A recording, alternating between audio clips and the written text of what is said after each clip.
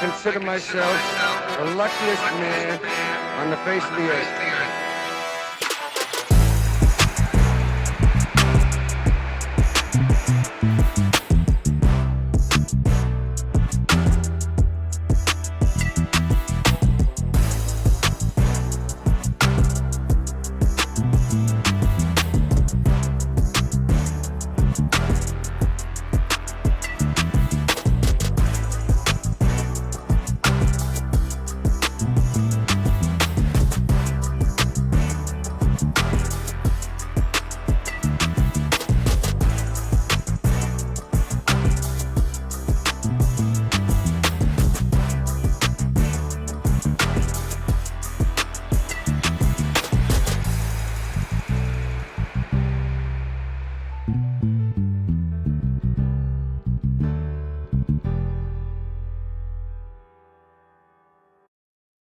Good evening and welcome to the Pitch Please podcast, Triple P. No, we're not a soccer podcast. No, we're not a singing podcast. This here is a baseball experience. I am Connor Ventura, aka Connor Batts, joined here by my older brother, Corey Ventura. Corey Baseball. How's it going, brother? Pretty good, brother. How are you? Happy to be here. How's your night going? It's a beautiful night. Beautiful night. We're talking about baseball, America's pastime. Nothing better. How could it be a bad night when you're talking baseball? Exactly, brother. This is season 1, episode 1 of the Triple P. Very excited to kick this off with you, Corey, as we kind of have our sights on opening day, the Japan series coming up next week already. I feel like the offseason kind of flew by, and we figured what better time than talk about the NL West, and we're going to throw in the AL West in there too, and see what the West has in store in 2025 and how the West will be won. Looking at these two divisions, two different leagues, obviously, the Dodgers stand out as the absolute juggernaut in the entire league. Will they have what it takes to repeat? They'd be the first team to do it since the mid-90s. And then the AL West, strangely enough, have the previous champion from 2023 in the scrappy yet well-funded Texas Rangers. So I think two very important and interesting divisions to kind of kick off our podcast series. Corey, initial thoughts on these two divisions, two leagues here out here in the West?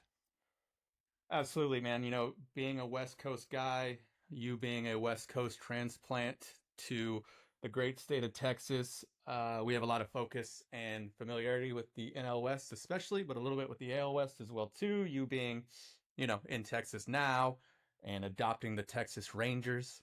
Just kidding, not really, but being close to the Rangers and being able to go see them in person. And you and I going to Angels games way back in the day when Uncle Robin was still playing in the league. So we have some familiarity there, and I'm a little bit biased about the Dodgers, of course. You see the hat. So I'm excited about both divisions this year, and I personally think that the NL West is, if not the top most talented division, it is tied or second. So I think it's going to be the most interesting division potentially of the year, and maybe the most hotly contested, as you like to say, kind of on a razor's edge all season long if all teams stay healthy. And I mean, that's a caveat with all teams, so that's difficult to say, but I'm excited about the NL West especially. Absolutely. I think one, if not both of these divisions could come down to even a single game margin. So razor thin over here, as you said. Yep. Corey and I think we've kind of earned our right to talk about baseball. I did hit 275 in high school, so that's pretty good for me to hang my hat on. Corey, I know that you're pretty well-acclaimed baseball player yourself. I didn't earn nothing. I stink. I'm just a sports stooge, and I love baseball. That's all I know. It's just a knucklehead. You can't stump the stooge. I like it, man. You can't. You can't outdumb me. Where do you... I'm going to try my best, that's for sure. Give it a shot. Do you want to start in the NL or the AL? What are your thoughts there? I like both. You know, chivalry's not dead. I'll let you decide, brother.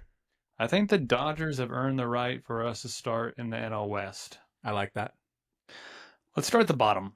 Started from the bottom, now we're here. Just like us. Just like us, brother. I'll be sipping on some tea. I'm kind of battling a sore throat over here. Not going to be naming the sponsor quite yet, but hopefully that'll get me through this here podcast, inaugural podcast. I'm happy to shout out our first sponsor. I'm going to go with Stanley, always coming through. with the well-cooled and well-preserved beverages every day. I love a good Stanley Cup. We should Thanks, Stanley. start a hockey podcast as well. We might have to do that next. I'm mad that Spittin' Chicklets is already taken. I was thinking about doing Hittin' Triplets. Maybe that'll be a spin-off baseball podcast after this one. Man, you got all the ideas. I love that. That's I'm all gonna good. be, I think, kind of you'll be my Sean McVay, and I will be the guy holding you back on the leash, just enough for us to maintain some sort of product here.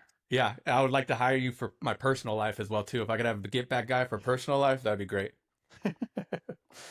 All right, man. Let's start at the bottom as we discuss here. So coming in at the bottom, I think we're probably thinking the same thing here. Probably not a lot of spoilers, a lot of surprises. So Padres, yeah, Padres. yeah, Oh. Padres, well deserved, dude. They've always kind of been the kick dog of the division. I think they'll stay there forever.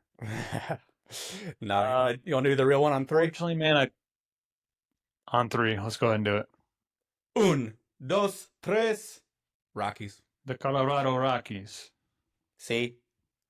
Dude, one of my favorite mountain ranges right there next to the Sierra Nevadas. I'll tell you that much, right there next to the Smokies. But unfortunately, this mountain range is a pretty poor baseball team. But boy, do they try hard, and boy, is their stadium nice, and are their uniforms, I think, top 5 in the Major League. Yeah, those are some nice pinstripes, and I like a little bit of purple, splashed in there. The Rockies. I like their cutoff unis too. Do they still rock those with the cutoff sleeves? And remember those? They do once in a blue moon. I'd like to see it more. I also like just the purple tops as well. I think that's a short look. Yeah, but I like when they pull out the guns a little bit in those cutoffs. If I were me and I was a coach, I'd be like, no undershirts. Let's show the cannons. Intimidation. Dude, I'm pretty sure the 1980s, like White Sox started pulling some hijinks like that. They started wearing shorts and having little people play for them just for fun. Listen, they were probably the catalyst to what the bananas were now. That was their inspiration. Yeah, I wonder if those White Sox could beat today's White Sox. But hey, that's for another episode, I think. I think so. We'll get into that later. I mean, obviously not a lot to talk about here with the Rockies. Well, let me ask you this. Are there any players that you're excited about on the Rockies just from an individual's perspective? The 2017 in me, when I really became baseball cognizant, really wants Chris Bryant to continue just to have a prosperous career. I think he's tearing it up this spring. That's good to see. But I would really like to see him take some of that magic that he found when he was a young up-and-coming prospect, somewhat of a phenom, on the cusp of becoming a phenom, got the World Series with the Cubs, broke the curse, all that stuff, and then just hasn't really been the same guy. If he's not battling injuries, he just hasn't looked like the same guy. So I'm happy to see him having a really nice spring. And fact of the matter is, man, like you can't blame him. He got his World Series, broke the curse, and now he's out there hanging out in a pretty beautiful state. So maybe not a young talent coming up, but I think he's obviously the face of the franchise at this point. I'd like to see him find some success once again. Speaking of beauty and face, I mean, if nothing else, at least he's still a very handsome gentleman. And I can appreciate that. But I would love to see Chris Bryant come back, handsome at all, and maybe, hitting 280 with 25 home runs. Is that crazy? If he stays healthy, it's not crazy. I mean, he's in the right ballpark for it. And I think that's kind of a blessing and a curse for those Rockies. The ball's going to fly out of there. I think they tried the humidor a couple years ago. Not necessarily sure if it worked or not, but they should be able to slug, and they should be able to slug well. Yeah. Now, can their pitchers survive? That's another story. Can they raise a fresh crop of pitchers to hang around and be major league products? That's the other story. I think that's kind of their big bugaboo, plus the fact that you don't really see their ownership, unfortunately, investing in them in a way that I think that city and Denver really deserves. So I think it's going to be another tough year for the Rockies, unfortunately. I don't think that surprises anybody. I agree. And I honestly think really one of the only bright spots of this entire team is Ezekiel Tovar. I think he's a phenomenal young talent.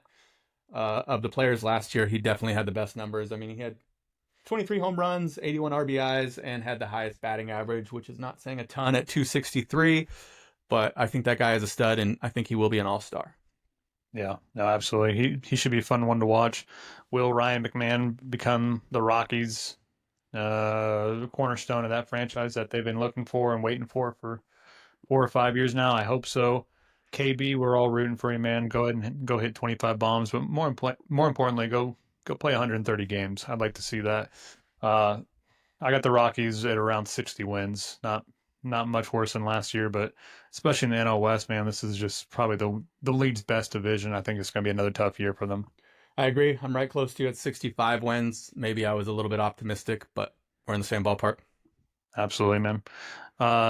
Moving forward, I think we're ready to talk about number 4 team in this division. I will do the countdown on this one. Interested to see where you land. So 3, 2, 1, Giants. Bingo. Bingo. Take it away, sir. Yeah, I mean, I do think that the Giants will be. Well, let me first say that I think it's going to be a pretty thin margin between the Giants, Padres, and Diamondbacks potentially. Maybe separation of 5, 6 games apiece, if that. I think it could be that competitive, 2, 3, 4, in my opinion. I think adding Willy Adames was big. You and I have talked about it in the past. I wanted to see the Dodgers get him. We saw the Giants make a move early during the offseason and scooped up a player they really wanted and showed trust and faith in him. I think he's going to play really well for them. A big power hitting shortstop, middle infield bat there. Great glove. Great personality, it seems like. Kind of plays with a fire inside of him, a lot of spirit. And I like Willy Adames. I think Matt Chapman is a baller, has always been a baller, one of the greatest fielding third basemen I think the game has ever seen. I think his bat, when healthy, can be a great weapon for the team. I've seen in the preseason he's been hot at the plate. And I think with Mike Yaz, I think he's had a down year, maybe down year and a half. I think if he comes back, he could do some damage for the team. Love the Yaz. Love the Yaz. And look, Jung-Hoo Lee, I think he's a pretty talented guy too. I want to see some more from him, but they got some pieces. I don't know if they have enough. Listen, Logan Webb, you and I have said this before. A dude? Can we get a... Like Todd from Breaking Bad? Exactly. Looks like Todd from Breaking Bad. But he's an innings eater. He is super durable, and he's just a great top pitcher for that staff. And then after that, you got Verlander. We'll see what version of Verlander we get. The wise sage at the age that he's at. We'll see what he looks like this year. And then Robbie Ray can do some work for him. Jordan Hicks. Well, tight pants Robbie. Tight pants Robbie, and I'm a tight pants guy, so I respect that, And so I think that they're improved, but I do think a couple injuries could really derail them. Yeah, absolutely. So we will see. As a Dodger fan like yourself, it's sad that the Dodgers couldn't sign Willy Adames and Matt Chapman. Honestly, it's just when will the little guy finally get a win? Yeah. Can we catch a break, please? Can you catch a break? I mean, they could have found a place for both of these guys, I think. Yeah, a little parity in the league. Jeez. Absolutely, man.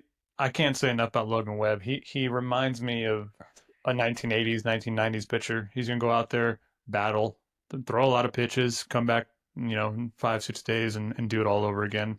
A guy who can give you, I think, 7 or 8 pretty consistently.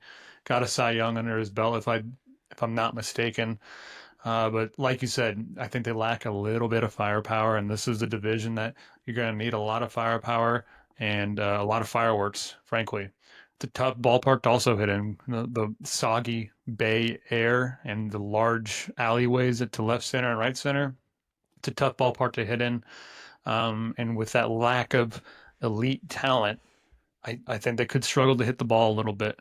So we'll see what happens there. I like the Giants, but I think with Buster Posey now at the helm, I think they're on the right track with him kind of being in charge of player personnel as the GM. I think this could be, as Deion Sanders would say, make sure you get us now because this is the worst that we're ever going to be. I like that. I think I agree with you there too. I think they need 1 or 2 more years to finally get all the pieces that they can leverage to start being the Giants of a few years ago again, or at least, a decade ago. Yeah, absolutely. Absolutely. They were nonstop. It really feels like just a new era of the Giants. Brandon Crawford's no longer there. Just guys who have been around for a long time and just people that you associate the San Francisco Giants with, they've kind of started to turn the page, especially now with Buster Posey. Obviously, he's been out of the league, but with him in the front office, it just seems like, this is kind of a new era. So although this might not be their best year in 2025, I think this is the start of better things to come up there in the Bay Area for sure. So I agree. I got them right now at a flat 500 team. Nothing more, nothing less. Same here, brother. Brother. What do you got next there, son? Okay, so next I have your San Diego Friars. Wow. Yeah. So obviously the team has been uber talented over the last, 5-6 years, I would say, and been a threat, and also won the National League West one of those years, all of those years. So they've been right up the Dodgers' hind side every year. To me personally, and you and I have talked about this in private a lot, I do believe that currently the Dodgers Padres is the most fearsome and best rivalry to watch right now, present day in Major League Baseball. It stirs my emotions in a certain way. It feels like a playoff game every time they play. With the talent that they still have, I know they got rid of some people, but even with us taking, in my opinion, one of the best closers in the league, Tanner Scott, they still got Fernando Tatis. They got OMG. Listen, OMG might bring some serious vibes to San Diego and to Gaslamp, so don't count him out. Who's this? Oh, gosh. I called him by his nickname because I... OMG. I like that. OMG, the guy from the Mets who has his own song and everything like that. That second baseman. Yeah. You're talking about Gee Whiz. We're good at this. Where's our producer? Hang on. Producer Mowgli, pull that up for us. So you got the Padres here in third. Interesting team, man. I mean, obviously San Diego absolutely rallied around this team for better or for worse. They've had a lot of the lineup. Read off the lineup, man. It's pretty darn good. With Luis Ariz, hit machine. He's going to be on base all the time. Followed by Tatis Jr., Merrill, Machado, Cronenworth. If Bogarts can become some semblance of what he once was, close to it, that is a solid first six, in my opinion. Yeah, absolutely. And then, Jose Iglesias, second base. Jose Iglesias. There he is. Good find. If that guy gets hot. Imagine San Diego rallying around him. Selling out concerts, too, because they did that in New York. I know. It's crazy. I never heard that. It's out there on the West Coast now, too. I'm going to be honest. I never listened to the song, so I need to get on that. You're 2000 late, brother, but hey, better late than never. Interesting little aspects here. The Padres, in my opinion, do they have the starting pitching depth? They got Soldier Boy, tell him you, Darvish, Michael King. Obviously, Darvish is another year older. What's he going to be able to give you? He was solid, very, very solid last year. Continues to be one of the best Japanese pitchers ever to come over. First off. And he seems really like San Diego, and he was pulling hard to get Roki Sasaki over, and it didn't happen. Had they got Sasaki, I think that I would be feeling a lot better about the Padres here in 2025. What do you get out of Joe Musgrove? And outside of that, it's kind of tumbleweeds. It's a starting pitching rotation that I think lacks in depth. If they get injuries, you already saw Musgrove go down with the Tommy John a few years ago. Darvish in his age upper 30s season now. All of a sudden, I think they're in trouble in a division that can out-hit just about any other one with the Diamondbacks and Dodgers and also the Giants a little bit with Matt Chapman down there, as we just discussed. So losing Ha-Seong Kim, who did not go to the Dodgers, very important to know. HSK did not go to the Dodgers. He went to the Rays. Not to be confused with Ha-Seong Kim, who did go to the Dodgers from Korea. So write that down. I'm going to mess that one up every time. One thing I will say, I could see a world in which if the Padres start off slow with the drama they have in their ownership, I could see them become a seller early in the season if they have a very rough start. That is one thing I will say. Also, I'll also say I don't think Joe Musgrove's going to be very good for them since he's on the Blue Jays. So that's probably, yeah, it's not going to go well for him on the Padres, probably. Did he immigrate to Canada? He did. And then now America won't let him back in with the tariffs. I hate when that happens. Okay. It's the worst. But they got maple syrup and they seem pretty nice up there. The sheet that I was given by the producer obviously had some errors here, so we'll have to get that settled. Mowgli's going to tighten up. Look, this is preseason for us. Okay? We're having fun. He's a good kid, capable. He is a good kid. He's just a boy. Any possible way, say San Diego, pulls the wild card here, and they start out red hot. Yeah, Do you I think think there that is. they can sustain that with this lineup as it currently is right now? If they stay healthy and maybe during the season grab another solid starting pitcher, I'd say they could make a run, get a wild card spot. But at the end of the day, I also think that for me as a Dodger fan, they're still going to play the Dodgers like it's a World Series every time. So, those games really, they really show up for. Yeah.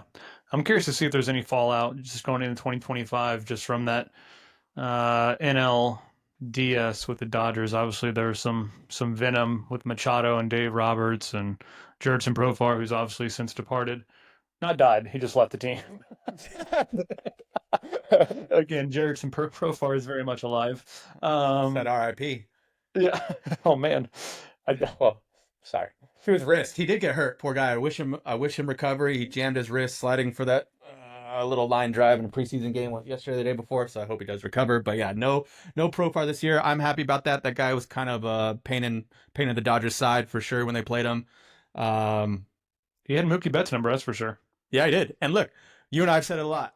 They, more than any team almost, I would say, they play with a certain swag, energy, and vibe that a lot of times works in their favor and almost gives them, I would say, a little bit of an advantage over certain teams. But also, sometimes I think in critical games, especially against the Dodgers and especially in playoffs against the Dodgers or not, I think sometimes that can get off the rails for them, and then they can lose a little bit of discipline. And look, last year they lost more one-run games than any other team in MLB. So they can't do that again. Nicely done. Thanks, Mowgli. Yeah, I completely agree. I mean, this is just it's a very unique baseball culture. It works in some instances, and it doesn't. I think the Padres have kind of maintained and implemented this culture for really almost a decade now, and they've always been kind of the little brother of the Dodgers, and now even defeated the Dodgers most in some playoffs. Can they continue to sustain and control that aggressive kind of smack talky environment in a clubhouse for a season that goes 162 games plus playoffs? Maybe it bit them last year in the playoffs. Maybe they would have lost regardless of what their culture was. But it's definitely something that I think could give them an edge, but it could also kind of be the dagger at the end of the day as well. So it's definitely something to watch for this team. Yeah, I don't have the numbers in front of me, but I'd be curious if someone would pull it up or to look at it later, what their win-loss record was at home compared to away, because I get the sense that their at-home record is much better than their away because it can really bottle that energy from their home crowd. Because you and I know we've gone to some Padres games in Gaslamp in San Diego, and that is, in my opinion, if not the best ballpark to go to from an atmosphere experience and just the provisions that they have around the stadium and stuff like that. The city has bought in. The city wants it so bad, and they play so well with so much energy at home. I do think that affects them playing away a lot too, in a negative aspect. Yeah, that was a fun bachelor party we had. Yes, it was. I forgot about that. Yeah, my bachelor party. Dodgers at Padres, I believe it was. Yeah. 2021? 22? Yeah, 2021. We got a little drizzle. We got a little slight rain delay, but, everyone stayed in the seats and had a good time, and we got through it, and the Padres won, which was unfortunate. But it was still a good time, though, for sure. Good memories. Yep, absolutely. I'll go ahead and take the next one. I think we both have the same team, obviously winning this division. So I'll put the number 2 team here, a very dangerous team, and a very interesting point of their life cycle right now, in my opinion, and that's the Arizona Diamondbacks. I don't think it's much of a surprise here. I think they're going to at least wrap up the 2 spot, play in the playoffs as a wild card uh, by a couple games over the Giants and Padres. I think they have significantly more talent and better pitching than at least the Padres, and I think they're a better hitting team than the Giants. You know, in 2023, they kind of came out of nowhere and no one saw them coming. Same with the Rangers that we'll talk about here momentarily. And it was a really interesting World Series. 2024 was a different year for the Diamondbacks. I don't think they were sneaking up on anybody.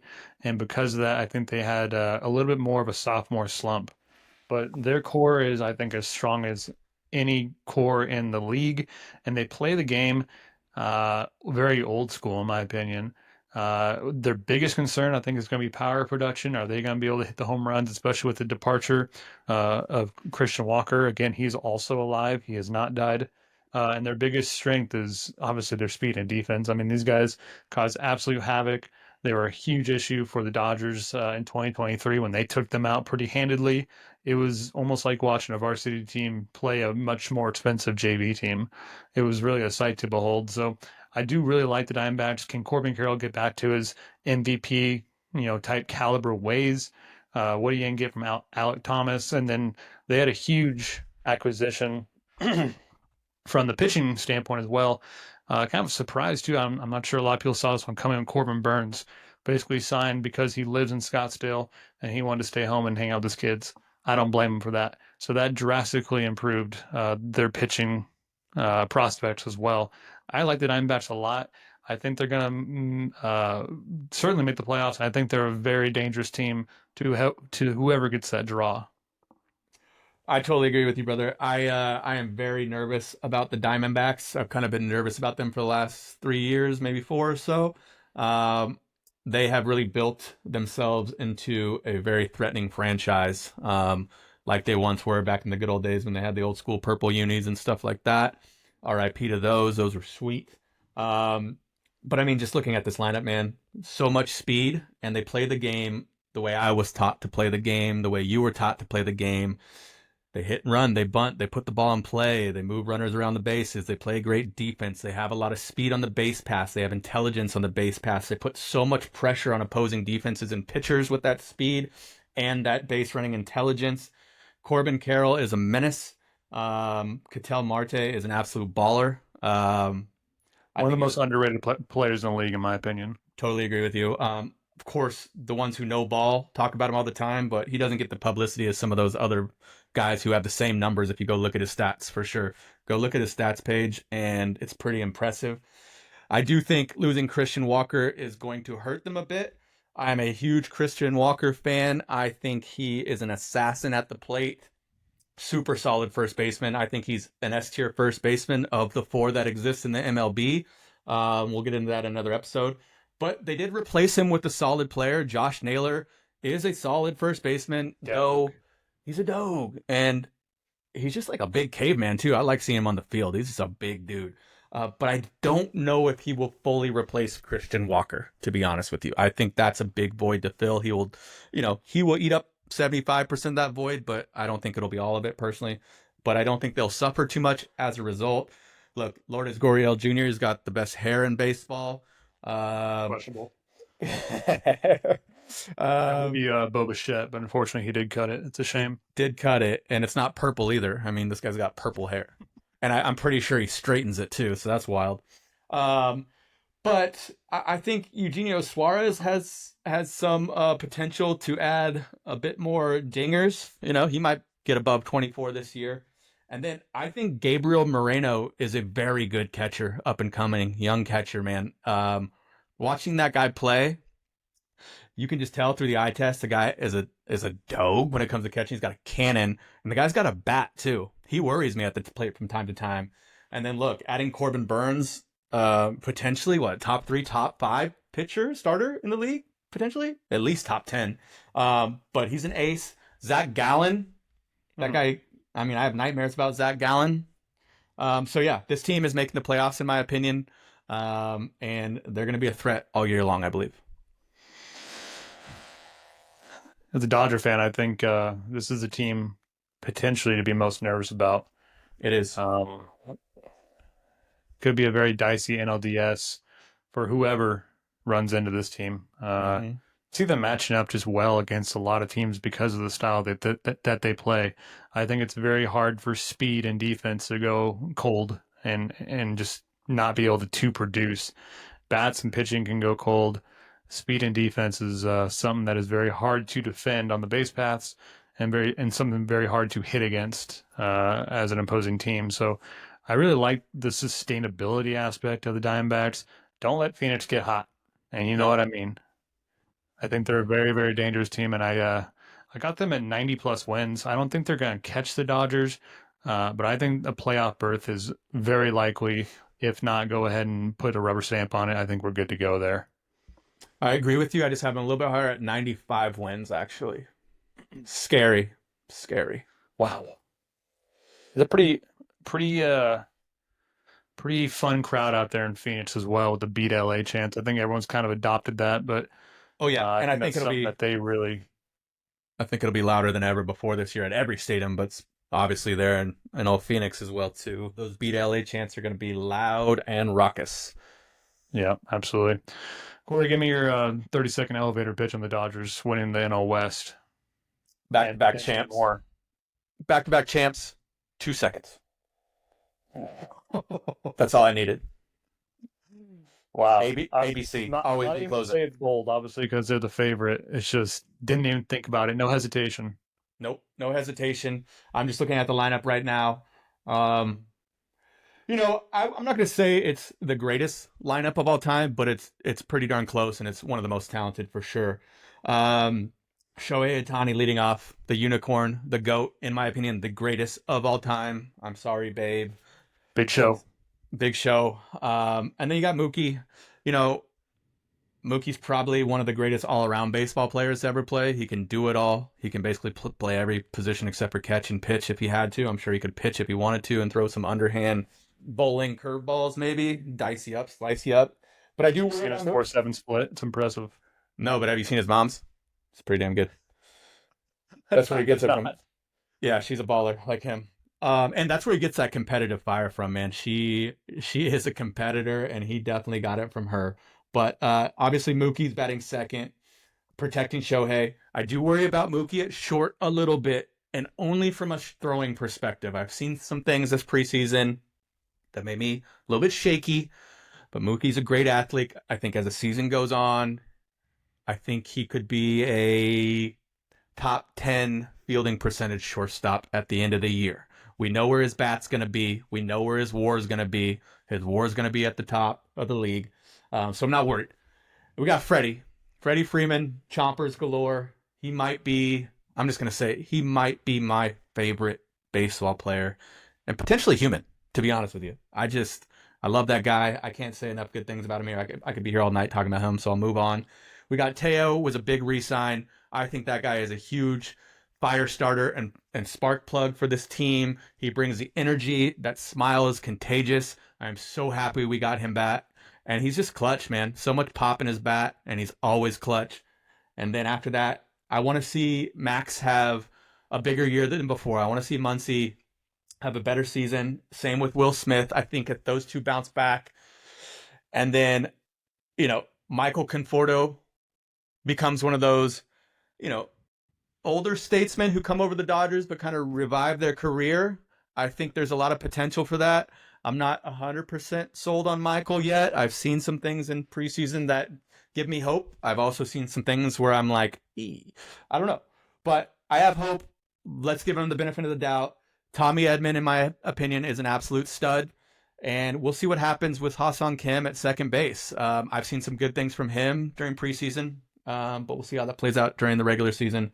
And then the starting pitchers, man, you got Yoshi, Blake Snell, Glasnow, Sasaki, and then it depends. It could either be Gonsolin, Shohei, May, or maybe Clayton later in the year.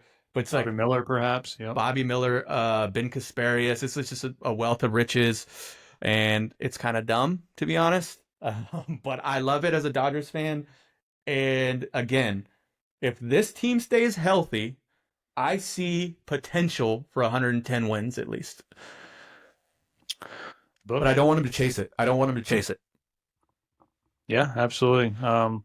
They also just extended Dave Roberts, well deserved in my opinion. He righted a very rocky ship and got the Dodgers over the hill again. Did it in 2020 in a very tumultuous year with COVID and playing in the bubble in Arlington, and then with some heartbreaking losses as well following that. And then finally, they were on the brink of elimination again to a division rival, and they were able to kind of save their season from the jaws of defeat from San Diego, rolled through the Mets, a very talented Mets team. And frankly, I think they absolutely dominated the Yankees again on paper. However, I think there were some very dicey games in that Yankees series as well that Roberts' hand was very evident, and him pulling the strings and pressing the right buttons, I think really earned him that extension. So they treated him right, as that organization seems to do for their players and the players' families and the coaches and everyone in the organization. So I think that's good for Dave Roberts to be rewarded. He was getting a lot of, I think, unwarranted comments from the peanut gallery on Twitter, X, whatever you want to call it, from his own fans, from casual, Our own father. from our own father, and that's not like him at all. So he proved the haters wrong, and good for him, man. I'm really happy for Dave Roberts, and I think they've already turned the page on 2024. I know you still haven't. I'm sure you fall asleep to Game 5 every night, but I like what I'm hearing in the clubhouse, and I don't see why the Dodgers can't do what they did last year as well. They have to obviously be the favorite here to do it again, be the first team to repeat since the mid 90s, with the New York Yankees doing it. So, like the Dodgers, how can you not? I mean, this is an absolute stud of a lineup. And if Mookie doesn't work out at shortstop, I'm sure that they can go trade the Giants for Willie Adames for like a single A pitcher or something. So it should be okay. Or call me. I'm available. But yeah, like you said, that there was a particular moment in the World Series last year when Dave Roberts went out to calm down Blake Trinan and look him in the eyes, talk to him, and feel his heartbeat, calm him down. And I think that moment was profound in how the rest of the World Series played out in the Dodgers' favor. I have personally always been a big Dave Roberts guy. I'm interested to know what the other fans think. I know that's kind of split in Dodgers Nation. It seems like maybe that's different now. Maybe it's like 75% in favor of Dave Roberts. But like you said, I think it used to get loud a few years in the past. But I'm a huge Dave Roberts fan. I think he is the ultimate player's coach and maybe commands the most complete dugout and congregation of men and blends all those personalities together. And I think that's one of the reasons why the Dodgers are so successful beyond just the massive amount of talent and resources they have. It seems like the players love each other. I mean, they're a family, and I got passionate about that. Sorry, but it's like the way you see them interact with each other, it's like it's their brothers or, their best friend. It's like they got each other's back. They ride for each other. They pick each other up. They never get too hot. They never get too cold. And I think beyond the talent and resources, just that persona, that collective persona of the Dodgers is maybe one of the most deadly weapons in their arsenal that makes them so successful. Absolutely. As the late, great Vin Scully would say, it's time for Dodger baseball. Obviously the most dangerous team in the league right now. Don't sleep on the D-backs. Don't sleep on the Padres. Don't sleep on the Giants. I think it's going to be another fun year in that NL West, that's for sure. Yep. I want to see that same kind of passion you have for the Dodgers when we talk about the Sacramento Athletics, all right? Hey, we're not saying Sacramento. It's just the A's, remember, right now? Is that what it is? That's what I've been told by Mowgli, the producer. Sorry. He's always in your ear. I like that. Oh, he's on it. Good job, buddy. Absolutely. Dude, AOS, let's move on here. So AOS is another really fun one, in my opinion. Texas Rangers are my mistress MLB team. I've kind of adopted them in my move over here to Texas. It's a fun team to be around, and that's not because they won the 2023 World Series. 2023 World Series, excuse me. I was here when they were one of the worst teams in the league in 2018, 2019. Really tough years. They built a new ballpark out here in Arlington. It's kind of a mid ballpark, not a huge fan of it, but they have rewarded the taxpayers well in Arlington and North Texas. So, like the Rangers a lot, the Mariners have an absolute arsenal of arms coming out of that pen, coming in the starting rotation as well. Astros have been one of the most successful teams in the league in the past 15 years or so, multiple World Series titles. Uh, Real, fake, cheated, legit or not. We can talk about that for another time, sir. Cheated. Sad days, Big A. I would love to see them turn around, but we'll see if they're starting off on a better foot here this year in 2025. And then the nameless and nomad athletics. What are we gonna get out of them this year? They started turning it around themselves. They finished ahead of the Angels last year, I believe. Could 2025 be a fun year up there in Sacktown? So where do you want to start here, Corey? Well, I mean, I think we should sack up and start at the bottom of the division. Sacking up and starting at the bottom of the division on 3. How about that? 1. 3, 2, 1. I got the Angels. And like I said, 2 nights ago, I watched Angels in the outfield, and I still couldn't get inspired enough to put them in a position higher in this division. No, great movie. Great movie. Free Danny Kid Glover. Dude, Free Kid Fish. That will probably never happen, unfortunately. I think you and I can both speak for each other and say Mike Trout's one of our favorite players of the modern era, especially when he first got in the league. At least one of mine for sure. One of the greatest talents in baseball that I've seen maybe in the last 2 decades or so. I do think he's going to be a Hall of Famer. I got to shout out Taylor Ward. Taylor Ward, product of Shadow Hills High School, right next to my house here in Indio, California. Big up to Taylor Ward. He was, I think the guy's got a great bat, and I think he's a great player, so he could do some damage at the front of the lineup. I do think Zach Neto, when he comes back, is a really good young shortstop with a lot of promise. Need him back. Got to have him back. Listen, who knows what happened with Yohan Moncada? That guy was supposed to be a phenom coming back. I don't think it ever materialized. Still a good player, but I don't think he'll ever be what he was maybe projected to be. But we can have hope. Maybe I'm wrong. They got Jorge Soler. I mean, big time power there. You know, they signed him almost as the Dodgers were popping champagne on the World Series trophy. Big Soler eclipse, man. I think he's going to do some damage there. Grande Sol. Grande Sol. And look, Joe Adele, I think he could really become a player. Now, where it kind of gets rough is the starting pitchers, or just the whole pitching staff, really. You know, they're... It's a tough showing for the pitchers, for sure. I don't know if God himself could help this starting lineup. I'm like looking, I'm like, Tyler Anderson used to be a Dodger, right? Yep. Yeah. And then Kyle Hendricks used to be a Dog, but I don't know what version of Kyle Hendricks they're getting.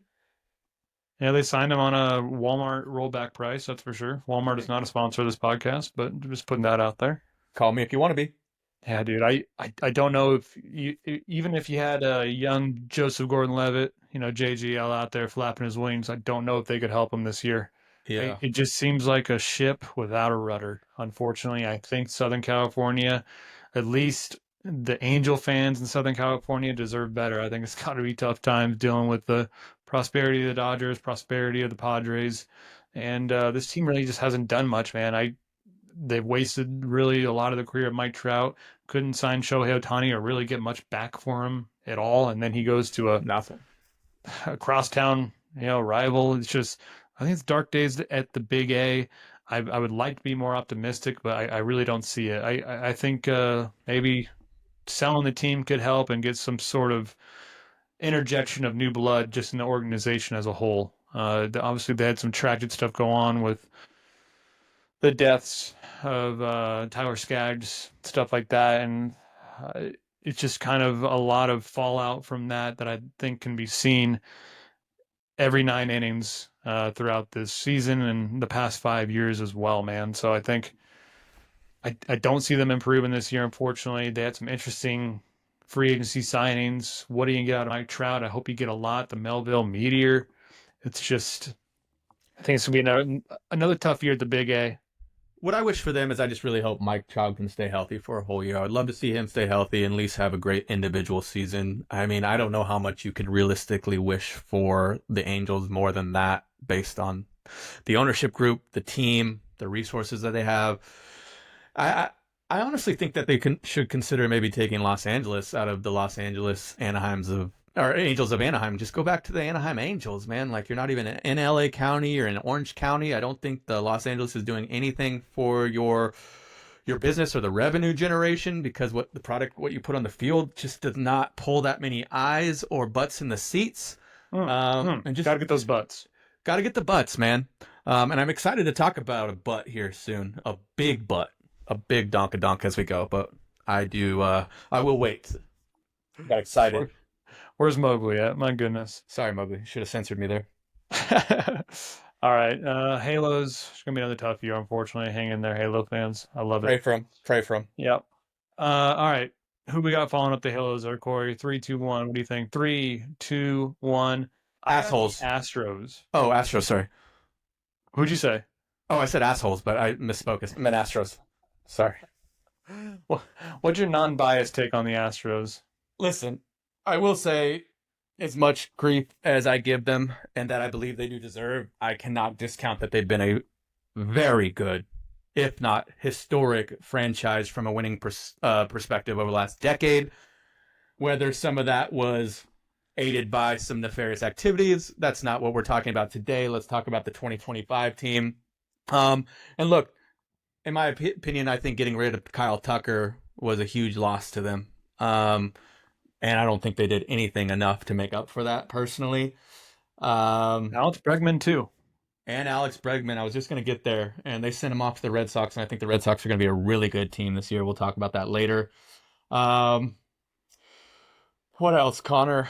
I think that... What kind of offensive production can they get without Bregman and Tucker? You know, listen, I don't got understand. Yordan Alvarez. You still got an elderly Jose Altuve on his way, I think, to a Hall of Fame induction when it's all said and done. But it just seems like a team that has enjoyed their heyday, their golden age, and it seems like a team that is closely, if not, has already arrived at a closed window at this point. Yeah, look, there's potential for sure, and they might surprise us. I don't know what version of Jose Altuve will get, and he's switching positions. Maybe that will help him out at the plate to get back to some of that offensive prowess that he established throughout his career. Yordan Alvarez, I mean, that's a big bat right there. Big power, so he's always dangerous. And then look, Christian Walker is going to produce for them too. So they do have some bats. They do have some offensive firepower. But their starting pitching staff is just, I mean, there's really nothing to talk about there. Yeah, absolutely. Except for Framber. I mean, Framber, he can get some things done. That guy doesn't throw the ball like higher than 10 inches off the ground, so he just consistently gets ground balls and strikeouts. But I'll shout out Framber. But besides that, I mean, yeah, they're gonna need some help. Yeah, I absolutely agree. They don't really have Justin Verlander anymore. He took him and Kate Upton over to San Francisco, obviously. So I don't think the Astro fans, the Trastro fans, the Astro fans, whatever you want to call them, have much to scoff at. I think they've been one of the most dominant teams in the past 15 years or so, incredibly successful. Some of the best baseball that you'll ever watch in this era, or any era for that fact, or for that matter, excuse me.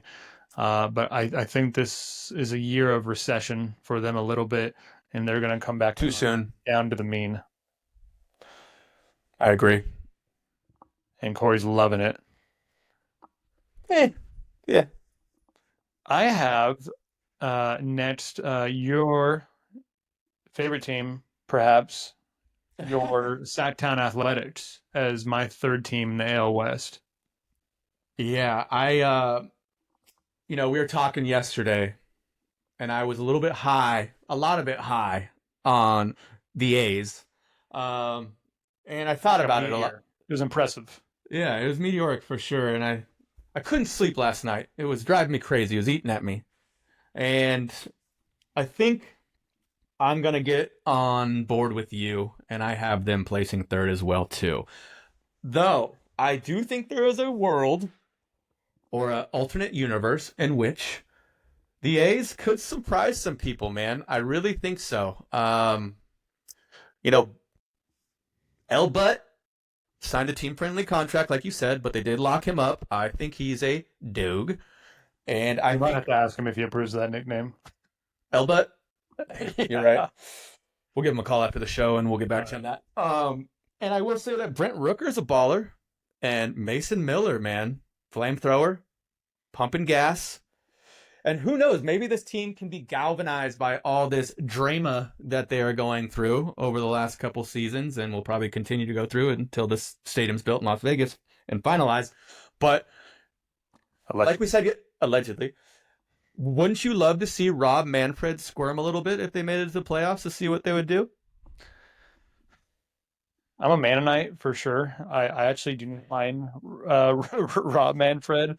I think he has interjected some interesting changes that have improved the game, maybe a little bit too much sometimes, but I think if you're not always evolving, you're dying. So I think he's not the worst thing to happen to baseball, but I think that's more talk for another episode.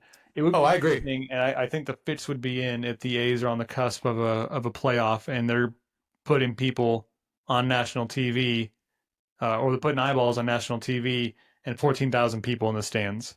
Yeah. Now, here's to say, I mean, that's still more than what the Marlins and what the Rays, RIP Tropicana, would draw on a normal day. So it'd be interesting.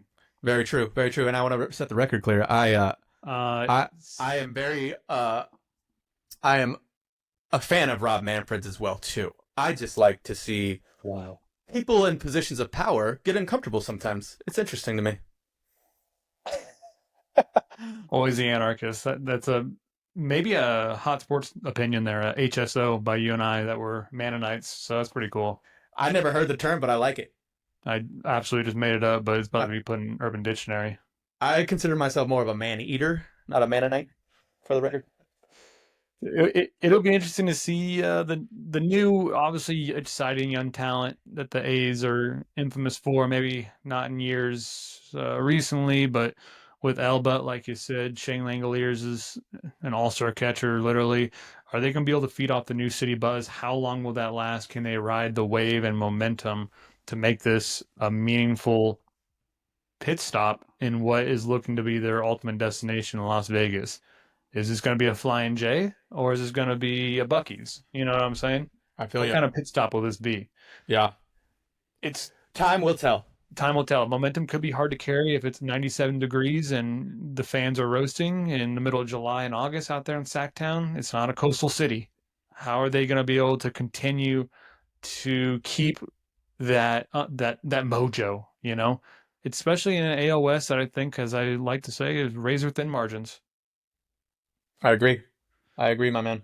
But hey, still a very improved team. I mean, they were almost at the low of lows a couple years ago, and I really like what Mark Kotze has that ball club doing. So I think a lot of improvement here. They're certainly not going to lose 100 games, which I think is a nice skin on the wall for them. I think they're on the up and up, and I think they're going to be a force to be reckoned with here in the near future.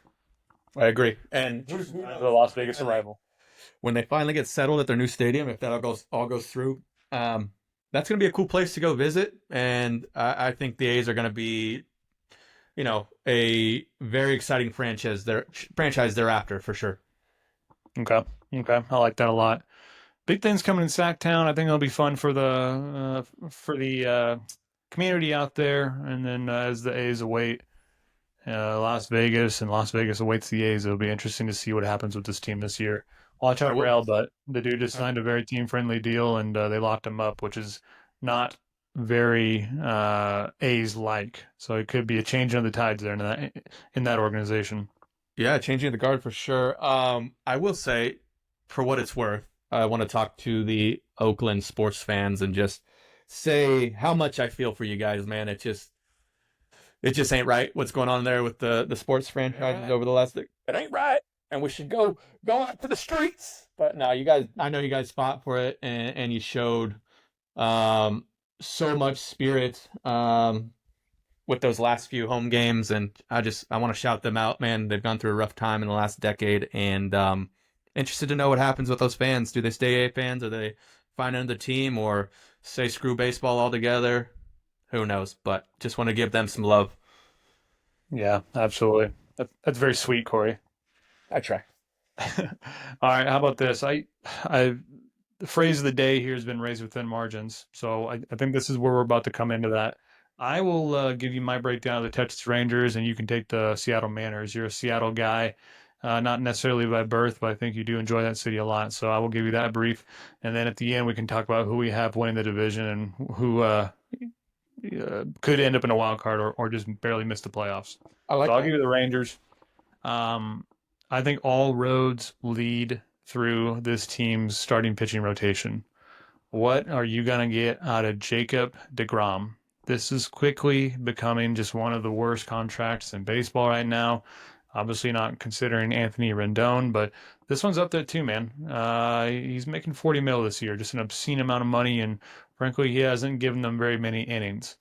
I've heard some rumors here on local talk radio, in order to save this guy's body and have him ready for September and October, could they put him in the bullpen? Could he even be just a flamethrower closer? Interesting idea, but are you paying a middle reliever or a setup guy or a closer 40 mil a year? I don't think so. Got to keep this guy in the field. Nathan Eovaldi, stud, absolute dog. I like those two guys if they can both stay healthy. What are they going to get out of young prospects in the starting rotation? Will you see the arrival of Kumar Rocker? Will he come up and have more than just a cup of coffee? Is he going to be the cornerstone that they drafted him to be as a top 5 pick out of Vanderbilt? Jack Leiter, obviously, maybe hasn't turned out what they were planning for him to be, but I think there's still a lot of potential in that young man. He's kind of hung around AAA for a long time. They need him in the show now. They need him as a pitcher, and we'll see what happens there. I like the Rangers core a lot. Corey Seager, former Dodger, same name as Corey Baseball over here. I like that. Obviously, just biblical 2023 postseason with his walk-off. Marcus Semien, I mean, that's a pretty good up-the-middle tandem right there. Dolis Garcia, I mean, also another hero, but he's already dealing with another oblique injury. What are you going to get out of that? Love the addition of Jock Peterson. Just absolutely feeding off of former Dodgers over here. Yo, young Jock. The mercenary, the hired gun, dude. Going down. He hits absolute missiles. We all know. Out of Jock Peterson, he's going to drop at least 25 to 30 bombs. That is for certain. I'm a big Fat Peterson fan. Big Fat Peterson fan. We know that. Young Jock. Young Jock's a good one too, but he called me one day and he told me he preferred Fat Jock. So I got to honor that. But no, Jock Peterson's gonna do some damage for them, especially against right-handed pitching. He always has his whole career. The Rangers, if they put it all together, it's a talented team. My kindred namesake Corey Seager, one of my favorite baseball players in the league, always has been. I miss you, buddy. I miss you. Marcus Semien, I think he's going to have a bounce back year. I know he tapered off a little bit last year, but everything tells me that he's going to bounce back. Jonah Heim, I think, is a baller. This is a solid team. Absolutely. Also like the interjection of Jake Berger. Dude is also just a pure hitter. He's going to play third base for them. A little bit, maybe a little first base. No, excuse me. He's going to play first base. They got Josh Jung at third base. Berger is replacing Nathaniel Lowe, who they traded, surprisingly, in my opinion, to the Nationals for pitcher Robert Garcia. So that was a surprise to hear. I like the Rangers a lot. You guys still have Bruce Bochy as a coach, right? Dude, Bruce Bochy out there. He's a cowboy out there on the range. I was brewing my coffee in a sock. That's disgusting. Absolute legend. And Bruce Bochy also has this thing going on where just every other year he's pulling off World Series or just tremendous years. So this would be another stars aligning magical 2025. Who knows? Who knows? One thing I'm curious about, do they make cowboy hats big enough to fit that head? That's impressive. They do say everything's bigger in Texas, and Bruce is an example of that. If they make hats to fit my head, I think they can find one for Bruce. Yours looks pretty nice right now. Looks like a pretty nice shape to me. Average. Hey, shout out local barber downtown Fort Worth. Shout out. One thing for the Rangers here, tough stretch. And I think this will also include the team that you'll be talking about here next. September 15th through 25th, very late in the season. They got consecutive series against Mariners, Astros, and Angels. Just a ridiculous stretch for a lot of playoff aspirations. Probably not for the Angels. Sorry, Angel fans. But if the Astros are in the thick of it and the Mariners are right there, who knows which way this could turn. Yep, I agree with you, my man. And, along those lines, I think the warring seamen to the northwest, the Seattle Mariners, are going to have something to. Warring seamen. Guys who ply their trade on the sea with boats and fishermen. Of course. Those kind of rugged gentlemen, aka mariners. Real men. Real men, yeah. Something I wouldn't know anything about. So Real man, a genius. I love when you sing. That's beautiful. I think the Mariners are going to have something to say about how this division turns out for sure, and if Texas actually pulls it out at the end. I think you and I both know that they have a great starting pitching staff. Some would say the best in the league. I think that's highly debatable, but a solid, proven pitching staff, to say the least. And their strength last year, for sure. We know the Mariners didn't hit well collectively as a team. I do believe they have the potential to do so, and maybe this year they will. So I'd be interested to see how that plays out. And if the bats stay hot all year and the pitching staff performs like they did last year and what people expect them to perform like, I think they're going to have something to say about this division and give the Rangers a run for their money. Julio Rodriguez kind of had a down year. Kind of. I mean, 28 home runs. Can he refine his superstar ways? What do you think? Can he? I don't know, to be honest. It's tough. It's tough, man. I want him to. Could be one of the faces of the league. I do too. J-Rod. I love that, man. I think he has a better year this year. I'd like to see it. I'd like to see it too. I want to see the Mariners be good. Like, I'm a fan of the Mariners. I love the city. Look, you know what a fan of Cal Raleigh I am, the big dumper. California, North Carolina. You can't beat that. And when you got a nickname like that, that demands respect. And that guy, 230 home run seasons the last 2 seasons, best of all catchers. He's a great bat at the third position in the lineup. And then they got Randy. I want to see what Randy can do for a full season, man. We know what a menace and a baller that guy can be when he was on the Rays. I want to see him get back to that. And again, if they can string the lineup together and be, a proficient performing group, I think they have a chance to, if not win the division, come close second and get a wild card spot. I really want it for Seattle. Me too. It's a hell of a sports town. I want to go to Seattle and watch a game. It's been a while. It's been maybe almost a decade since I've been there to see a Mariners game, and that ain't right.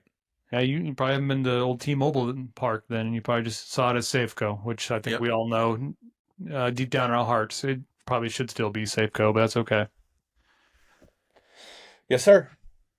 It's a very interesting season here in the AL West. I think it could come down to the wire, and it's going to be one of the most fun divisions to watch.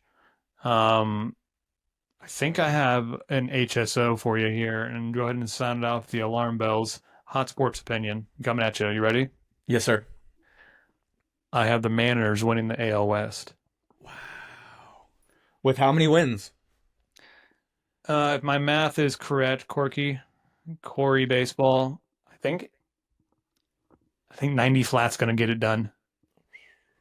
90 flat's going to get it done. I had him at 85, so yeah, a little over that. The Rangers' health just scares me a little bit. I think the Rangers will still make the playoffs, but I think this is a year maybe the Mariners get over the hump. Just when everyone's really counting them out, they've kind of been waiting in the wings, getting closer, blowing it in August, and just not being able to hit their way out of a paper bag. I think a few players have a career year offensively, and they find a way to get it done, and they get Seattle a pennant. And I think it's going to be a very exciting year for our up north seamen. Yeah, the warring seamen. The warring seamen of the great Northwest, but close enough. That sounds like one of the books that my wife reads. Is it with like the hot guy with long hair and abs and everything? Exactly. There'll be Yeah. a movie later with Nicole Kidman in a couple of years. I actually read that one too. It was a good read. What was the last thing I was just gonna say? Yeah, I think that I would like to see this division come down to the wire at the end of the season. I think that'd be fun between the Rangers and the Mariners. And your pick?